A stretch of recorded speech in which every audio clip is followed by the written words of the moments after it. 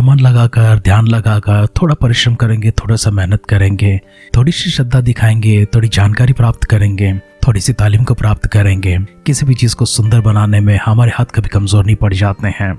अगर मन में चाह हो, भीतर काम करने के उद्देश्य हो और अपने तय के लक्ष्य स्थान तक पहुंचने के लिए एक संकल्प हो, निरंतर प्रयास करते हैं, मेहनत करते हैं, तो किसी भी चीज़ को हम हासिल कर सकते हैं। कोई ऐसी चीज़ नहीं जो हमारे लिए मुश्किल हो, कोई ऐसी चीज़ नहीं हमारे लिए असंभव हो, कोई ऐसी चीज़ नहीं जिसे हम हासिल नहीं कर सकते हैं, कोई ऐसी चीज़ नहीं है जिसे हम सफल नहीं हो सकते हैं, कोई ऐसी भी चीज़ नहीं जिसका हम खूबसूरत रूप नहीं दे सकते हैं। खासकर हमारे अपने विषय में क्यों ना हो, अपने ध्येय के विषय में क्यों ना हो, अपने जीवन के विषय में क्यों ना हो, अपनी पढ़ाई के विषय में हो सकती है, अपने पेशे के विषय में हो सकती है, अपने घर बनाने के विषय में, आंगन बनाने के विषय में हो। अपने सारे जीवन को खूबसूरत बनाना तो अपने ही हाथों में है। हालातों के ऊपर दोष ना देना, परंतु हालातों के विरुद्ध में चलना है, हालातों के विरुद्ध में लड़ना है, संघर्ष करना है, हालातों के विरुद्ध में जाकर हमें जय प्राप्त करना है, हालातों को हमें हराना है। एक सख्त निर्णय के साथ में, दृढ़ संकल्प के साथ में हमें आगे बढ़ना है, हमारी जिंदगी को खूबसूरत बनाना है। हमारे हर दिन के प्रयास में जिंदगी को खूबसूरती के साथ जीने के लिए होना चाहिए। हर एक कदम जो हम उठाते हैं, हर एक प्रणाली जो हम बनाते हैं, ये सब हमारी ज़िंदगी को खूबसूरत बनाना है, हमारे जीवन को स्वर्ग जैसा बनाना है। हमारे जीवन में आगे चले जाते हैं, उसके बाद पीछे मुड़कर एक बार देखते हैं, किसी और की आदर्श ठहरता हुआ हमारे पक्ष हमें नजर आना चाहिए। ऐसे जीवन को जीना है, ऐसी खूबसूरती के साथ हमें जीना है, ऐसी सुंदरता के साथ में हमारे अपने घरों को बनाना है, अपने जीवनों को बनाना है। पराजय को, विफलताओं को, सभी को मन से दूर रखना है। कोई कठिनाई हो, कोई मुश्किल भी क्यों ना हो, किसी प्रकार के पहाड़ जैसे अड़चनें क्यों ना हो, उन सबों को विश्वास के साथ में, आत्मविश्वास के साथ में उनको पार करके जाना है, उन सबके ऊपर जय को प्राप्त करना है। ये जिंदगी हमें जीने के लिए दी गई है, इसे खत्म करने के लिए नहीं दिया गया है। खूबसूरती के साथ चलते हैं, कोई गलतियों को नहीं करेंगे। अगर गलतियों को करते हैं, पश्चाताप करना पड़ेगा। पश्चाताप करने का मन नहीं है, ऐसा मौका नहीं मिला है, तो परिणामों का सामना करना पड़ेगा, उन्हें स्वीकार करना पड़ेगा, उनको अनुभव करना पड़ेगा। और अगर कोई ऐसी गलती करते हैं जहाँ से पीछे नहीं मुड़ पाते हैं, जिंदगी कभी अंत भी हो जाती है। कोई ऐसी गलती ना करना, कल के ध्यान में भी हमने कहा है, पिछले ध्यान में भी हमने कहा है, हमारे निरंतर ध्यान में हम कहते हैं कोई ऐसी गलती कभी ना करना जिससे आप पीछे कभी न मुड़ पाए। आइए हमारे ध्यान को आगे बढ़ाते हैं, शिमशोन के जीवन से कुछ और पाठों को सीखते हैं। शिमशोन अपने जीवन के अंतिम चरण पर पहुंच चुके हैं। अंतिम चरण जिस तरह से पहुंचता है, बहुत ही दर्दनाक स्थिति में पहुंचता है, अपमानजनक स्थिति में पहुंच जाता है। उसके अंतिम दिन परमेश्वर के तय की ओर नहीं है, परंतु परमेश्वर के तय के समय से पहले जाता है, गलतियां कर बैठता है, अपने जीवन के समापन को समय से पहले खुद आह्वान करता है। हमारे दिन में आगे बढ़ने से पहले ये अपने आप को परमेश्वर के हाथों में समर्पण करते हैं। शिमशोन के जीवन को जिस तरह से हम लोग ध्यान कर रहे हैं, अपने आप को परमेश्वर के हाथों में लेकर जाएंगे, परमेश्वर से प्रार्थना करेंगे, किसी प्रकार की विपत्ति क्यों ना हो, किसी प्रकार की हानि क्यों ना हो, किसी प्रकार के नुकसान से हम लोग क्यों ना गुजरते हों, कैसे भी अपमान से हम लोग क्यों ना गुजरते हों, लेकिन वापस मुड़कर परमेश्वर के पास आने जैसा पवित्र आत्मा का अभिषेक हम पर उंडेलते हुए पीछे से एक धीमी आवाज़ में हमसे पुकारने के लिए, परमेश्वर अपनी वाचा को हमसे मानने के लिए, हमेशा परमेश्वर हमें बुलाहट देते हुए, कभी विराम अटक जाते हैं, कभी भूल जाते हैं, परमेश्वर से दूर हो जाते हैं, परमेश्वर के पास वापस लौटने जैसा परमेश्वर की कृपा, उनकी अनुग्रह हमारे ऊपर उतराने के लिए, उनका हाथ हमेशा हमारे ऊपर रहने के लिए आइए परमेश्वर के हाथ में समर्पण करते हैं। किसी भी कारण से हमारा जीवन अकाल रूप में समाप्त ना हो, किसी भी कारण से हमारे जीवन को अंत करने के लिए हम लोग खुद आह्वान ना दें, इसलिए हम परमेश्वर के हाथों में समर्पण करते हुए हिम्मत के साथ, धैर्य के साथ, विश्वास के साथ, परमेश्वर के ऊपर पूर्ण भरोसा के साथ आगे बढ़ते हुए हमारे जीवन के संघर्षों का सामना करने के लिए और उनमें परमेश्वर की सहायता में पहुंचाते हुए हमें विजय दिलाने हेतु परमेश्वर हमेशा हमारे साथ रहने के लिए अपने आप को उनके हाथों में समर्पण करते हैं, दुआ करते हैं, प्रभु के अनुग्रह को प्राप्त करेंगे। लंबी उम्र की आशीर्वाद परमेश्वर आपने हमें देकर इस संसार में भेजा है। ढेरों बरकतें, ढेरों आशीर्वाद और तंदुरुस्ती के साथ परमेश्वर आपने एक अद्भुत जीवन में प्रदान किया है। हमारी गलतियों के कारण से प्रभु जी तंदुरुस्ती खो बैठते हैं, हमारी गलतियों के कारण से प्रभु जी खुशियों को खो बैठते हैं, हमारी गलतियों के कारण से परमेश्वर आशीर्वादों को खो बैठते हैं, हमारी गलतियों के कारण से परमेश्वर जीवन को भी प्रभु जी खत्म कर बैठते हैं। इस तरह परमेश्वर आपने हमारे जीवन में प्रभु जी जो आशीर्वाद दिए हैं, जो भाग्य दिए, सौभाग्य दिए हैं, उन्हें परमेश्वर हम अपनी गलतियों के कारण से कभी दूर ना कर ले, परंतु परमेश्वर हमेशा पवित्र आत्मा का अभिषेक हम पर होती रहे, आपकी आवाज़ प्रभु जी हमारे पास आती रहे, आपकी उपस्थिति परमेश्वर निरंतर हमारे साथ रहे, आप हमारे हाथ पकड़े रहे, कभी हमें छोड़े नहीं, कभी हमें त्यागे नहीं, कभी हमें ठुकराए नहीं। प्रभु जी शिमशोन को जिस तरह से आपने छोड़ दिया था, दाऊद से परमेश्वर जिस तरह से आप दूर हो गए थे, प्रभु उस प्रकार से जीवन परमेश्वर कभी हमारी ना हो, परंतु दाऊद ने जैसा पश्चाताप किया और आपसे मांगा तो परमेश्वर तुरंत फिर से एक बार अपने अभिषेक के साथ में, अपनी उपस्थिति के साथ, अपनी सामर्थ के साथ उनसे मिलने के लिए, उनके पास रहने के लिए आप लौट आते हैं। वैसे परमेश्वर हमारे जीवनों को प्रभु जी फिर से एक बार स्वीकार करने के लिए हमारी भी पुकारों को सुनने के लिए प्रभु जी, पुकारों के माध्यम से पिता परमेश्वर हमारे पास प्रभु जी वापस लौट आने के लिए, हमारे संग रहने के लिए, हमें अभिषेक करने के लिए, हमारी अगुवाई करने के लिए आपसे प्रार्थना करते हैं। आपकी उपस्थिति को प्रभु जी हम हमेशा महसूस करते रहे। आपके दिव्य हाथ प्रभु जी हमें स्पर्श करता हुआ हमेशा प्रभु एहसास में हमें लेकर चलते रहिए। आप कभी हमें छोड़ेंगे नहीं, ठुकराएंगे नहीं, त्यागेंगे नहीं। हमेशा हमारे हाथ पकड़कर चलाता अनुभव परमेश्वर हमें प्रदान करने के लिए प्रार्थना करते हैं। सर्वशक्तिमान पिता परमेश्वर, गुनाहों को क्षमा कर दीजिए, अपराधों को क्षमा कर दीजिए, पापों को क्षमा कर दीजिए। आपकी ओर आकर्षित करने के लिए प्रार्थना करते हैं। आपके विरोध में चलने वाले हर एक चाल चलन को परमेश्वर आज ही बदलने के लिए प्रार्थना करते हैं। आपके खिलाफ प्रभु जी होने वाले सारे सोच विचारों को प्रभु जी दूर करने के लिए प्रार्थना करते हैं। सर्वशक्तिमान पिता परमेश्वर, इसी समय प्रभु जी हमारे सोच विचार में प्रवेश कीजिए, हमारे रग रग में प्रवेश करने के लिए दुआ करते हैं, हमारे कण कण में प्रवेश करने के लिए दुआ करते हैं। सर से लेकर पांव तक परमेश्वर हमारे भीतर प्रवेश करते हुए हम सबको छूने के लिए प्रार्थना करते हैं। आपकी महिमा में स्पर्श प्रभु जी हर एक व्यक्ति के ऊपर लाने के लिए दुआ करते हैं। एक नयापन परमेश्वर हम सबको प्रदान कर दीजिए। एक नई सामत प्रभु जी हमारे भीतर लेकर आइए। एक नई दिशा में प्रभु जी हम सबको चलाने के लिए दुआ करते हैं। आपके भाग्यवान हाथ प्रभु जी हमेशा हमारे ऊपर रखिए। आत्मा का अभिषेक प्रभु जी हमेशा हमारे साथ रखने के लिए दुआ करते हैं। कभी आपसे दूर होता अनुभव प्रभु जी हम महसूस ना कर पाए, इसलिए प्रार्थना करते हैं। निरंतर परमेश्वर आपके प्रभु जी वचन में हम लोग बने रहे, आपकी उपस्थिति में बने रहे, आपकी आज्ञा में बने रहे प्रभु जी, आपके वचन में हम लोग चलते रहे। परमेश्वर, इस प्रकार के अभिषेक से हमें भरते हुए, इस प्रकार की सामर्थ से हमें भरते हुए आपके साय में प्रभु जी चलाने के लिए प्रार्थना करते हैं। हमारे सारे प्रियजनों को, आपके भक्तों को आपकी दृष्टि में लेकर आते हैं। व्यक्तिगत तौर से परमेश्वर एक एक जन को छूने के लिए प्रार्थना करते हैं। आज ही परमेश्वर एक नई सामर्थ प्रभु जी उनके ऊपर ले आने के लिए दुआ करते हैं। उनकी ज़िंदगी की हर स्थिति को बदलने के लिए प्रार्थना करते हैं। विपरीत में चलता हो प्रभु उनके हर एक हालत को प्रभु अपनी ओर आकर्षित करने के लिए, अपनी ओर फेरने के लिए प्रार्थना करते हैं।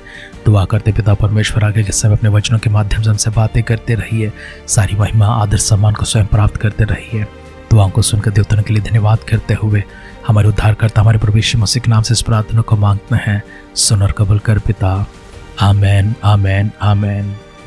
आध्यात्मिक जीवन की दैनिक खुराक सुन रहे हमारे सारे प्रिय श्रोताओं को, परमेश्वर के प्रिय भक्त गणों को प्रभु यीशु मसीह के नाम में प्यार भरा जय मसीह की सुप्रभातम और सुबोधन कहते हुए हम सबका मनपसंद ध्यान केंद्र आध्यात्मिक जीवन की दैनिक खुराक में और इस नए दिन में आप सबका स्वागत करते हैं। हमारी अध्ययन न्याय को ग्रंथ 16 अध्याय में चल रही हैं। पिछले अध्याय में हमने 25 वचन तक पढ़कर सुना है। आज के हमारे अध्ययन को आगे बढ़ाते समय न्याय को ग्रंथ 16 अध्याय 26 वचन से पढ़ते हैं। आइए मिलकर ध्यान पूर्वक परमेश्वर के सानिध्य में प्रार्थना पूर्वक वचनों की ओर गौर करते रहे, परमेश्वर के आशीर्वादों को प्राप्त करते रहे। तब शिमशोन ने उस लड़की से जो उसका हाथ पकड़ा था कहा, मुझे उन खंभों को जिनसे घर संभाला हुआ छूने दे कि मैं उस पर टेक लगाऊं। वह घर तो स्त्री पुरुषों से भरा हुआ था। पलिश्तियों के सब सरदार भी वहां थे और छत पर कोई 3000 स्त्री पुरुष थे जो शिमशोन को तमाशा करते हुए देख रहे थे। तब शिमशोन ने यह कहकर यहोवा की दुहाई दी कि हे प्रभु यहोवा, मेरी सुधि ले। हे परमेश्वर, अब की बार मुझे बल दे कि मैं पलिश्तियों से अपने दोनों आंखों का एक ही पलटा लूं। तब शिमशोन ने उन दोनों बीच वाले खंभों को जिनसे घर संभला हुआ था पकड़कर एक पर तो दाहिने हाथ से और दूसरे पर बाएं हाथ से बल लगा दिया। और शिमशोन ने कहा, पलिश्तियों के संग मेरा प्राण भी जाए। और वह अपना सारा बल लगाकर झुका। तब वह घर सरदारों और उसमें के सारे लोगों पर गिर पड़ा। सो जिनको उसने मरते समय मार डाला वे उनसे भी अधिक थे जिन्हें उसने अपने जीवन में मार डाला था।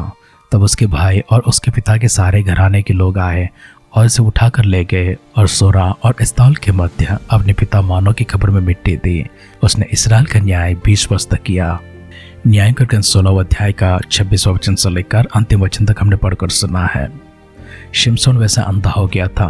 पलिश्तियों के सरदार ने शिमशोन को इसलिए अपने सामने बुलाया था कि शिमशोन कुछ तमाशा करे और वे सब लोग देखते रहे, क्योंकि शिमशोन के पास अब बिल्कुल सामर्थ नहीं है, पूरी तरह से कमजोर हो चुका है। उसके बाल मुंडवा दिए गए हैं, उसकी सामर्थ चले गए हैं, उसकी आंखें फोड़ दी गई हैं, वो देख नहीं सकता है। अब ऐसी हालत में शिमशोन को बुलाकर सब लोग कहते हैं हमारे लिए तमाशा करो।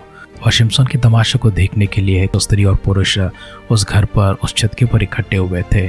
घर के छत के नीचे कितने लोग थे इसकी संख्या तो नहीं है, परंतु ऊपर जितने लोग थे उनकी संख्या 3000 के करीब थी। स्त्री भी थे, पुरुष भी थे। पलिश्तियों के सारे सरदार भी वहीं पर थे। सब मिलकर शिमशोन का तमाशा देख रहे थे। शिमशोन ने उस लड़की से कहा जो उसको पकड़कर लेकर आया था कि मुझे उन खंभों के पास लेकर जा जिनके बल पर यह सारा घर टिका हुआ है, ताकि मैं जाकर उसके ऊपर टेक सकूं।